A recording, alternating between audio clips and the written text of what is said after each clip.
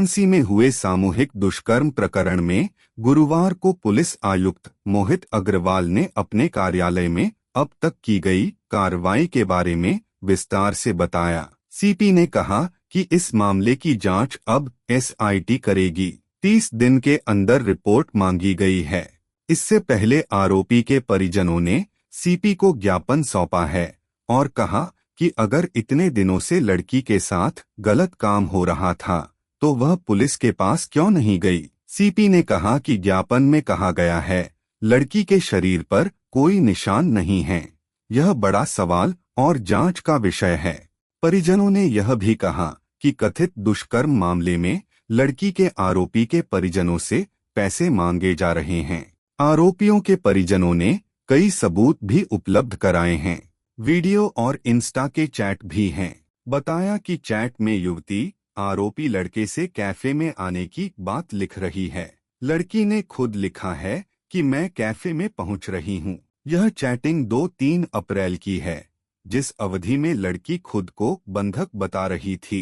CP ने कहा कि यह भी जांच का विषय है कि युवती की सहेली का घर उसके घर से मात्र 500 मीटर की दूरी पर है, तो उसने अपने माता पिता से इस दौरान क्यों नहीं बातचीत की। पुलिस आयुक्त ने परिजनों को आश्वस्त किए कि अन्य आरोपियों की गिरफ्तारी तभी होगी जब एसआईटी उनके खिलाफ कोई सबूत पेश करेगी। ये भी सुनिश्चित किया जाएगा कि किसी भी व्यक्ति के साथ धन उगाही न हो। देखिए, हमारे जनपद के थाना लालपुर पांडेपुर में एक एफआईआर 6 तारीख को दर्ज हुई थी, जिसमें एक लड़की ने अलग अलग दिनों में अलग अलग लड़कों के द्वारा उसके साथ बलात्कार करने की घटना का जिक्र किया था, जिस पर पुलिस ने तत्काल एफआईआर दर्ज करके उस समय कार्रवाई आरंभ की थी और इसमें 14 लोगों को गिरफ्तार किया था। आज काफ़ी बड़ी संख्या में यहाँ पर उनके परिवार से संबंधित लोग, अन्य सामाजिक संगठनों से जुड़े हुए लोग कार्यालय में आकर के ज्ञापन दिए हैं, जिसमें उन्होंने आरोप लगाया है कि जिस अवधि में लड़की स्वयं को बंधक बता रही है, अपने साथ रेप होना बता रही है, 29 मार्च से लेकर के 4 अप्रैल के मध्य में, उस अवधि में इस लड़की ने स्वयं अपने इंस्टाग्राम पोस्ट पर तमाम वीडियो पोस्ट किए हैं। इस अवधि में कुछ ऐसे सीसीटीवी फुटेज घर वालों ने यहाँ पर दिखाए हैं, जिसमें वो लड़की 2 तारीख को यहाँ घाटों पर हंसी खुशी हंसती हुई घूमती भी दिखाई पड़ रही है। या एक वीडियो और दिखाया गया है जिसमें वो अपने दोस्तों के साथ मोटरसाइकिल पर जाती हुई दिख रही है। इसके अलावा जो परिजनों का कहना है, मतलब जो अभियुक्त पक्ष है, उनके परिजनों का कहना है कि एफआईआर में लड़की ने 29 तारीख को एक अपने परिचित राज विश्वकर्मा के साथ रेप की घटना को कारित होना बताया है। उसके बाद उस लड़की को एक स्थान पर छोड़ दिया गया, जैसा एफआईआर में लिखा है। अगले दिन कोई नया साथी उसको मिलता है, वो उसको एक कैफ़े में ले जाता है, अपने साथियों के साथ बलात्कार करता है, फिर उसको नदेसर में छोड़ देता है। तीसरे दिन अगला मिलता है, उसको गलत काम करके होटल के बाहर छोड़ देता है। एक दिन लड़की 80 घाट पर रहती है, एक दिन लड़की अपनी सहेली के घर जाती है, वहाँ भी सोती है, फिर एक दिन आईपी मॉल के सामने बैठती है। तो इन सभी स्थानों पर पुलिस की, जैसे 80 घाट पर भी चौकी है, आईपी मॉल से भी 200-300 मीटर की दूरी पर पुलिस की चौकी है।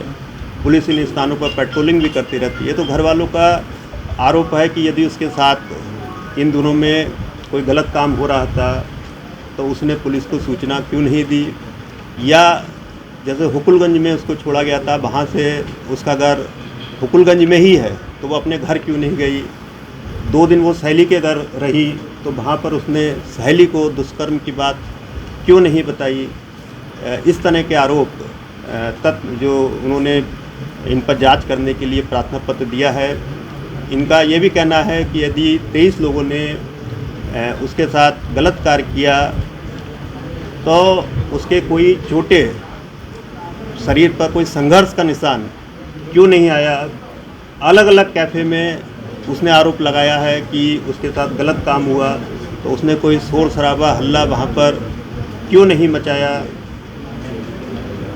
जो 23 लोगों के नाम, जिसमें से 12 नामजद हैं एफआईआर में, और कोर्ट में लड़की ने मात्र 9 लोगों को नामजद किया है। घर वालों का आरोप है कि जैसा इन्होंने आरोप लगाया है कि लड़की ने कुछ लोगों से पैसा लेकर के उन लोगों के नाम कोर्ट में लेने से मना कर दिया। इस तथ्य की जांच करने का उन्होंने आग्रह किया है। साथ में ये भी उन्होंने आरोप लगाया है कि इन लोगों से भी पैसे की डिमांड की जा रही है, और कुछ लोगों को ये डराया धमकाया जा रहा है कि यदि पैसा नहीं दोगे तो जो लोग अज्ञात में लिखाए गए हैं उसमें उनका नाम लड़की के द्वारा लिया जाएगा। इस तरह के आरोप घर वाले लगा रहे हैं। इसके अलावा कुछ और आरोप भी हैं, जैसे एक एफआईआर में 30 तारीख को दानिश नाम का लड़का लड़की के साथ कथित बलात्कार करता है, जैसा लड़की ने एफआईआर में आरोप लगाया है। वही लड़का 3 तारीख को पुनः लड़की को अपने मोटरसाइकिल पर बैठा करके पुनः ले जाता है और पुनः उसके साथ गलत काम करता है। तो घर वालों का आरोप है कि जो लड़का ऑलरेडी उसके साथ रेप कर चुका है, वो लड़का लड़की पुनः उसके साथ स्वेच्छा से क्यों जा रही है मोटरसाइकिल पर।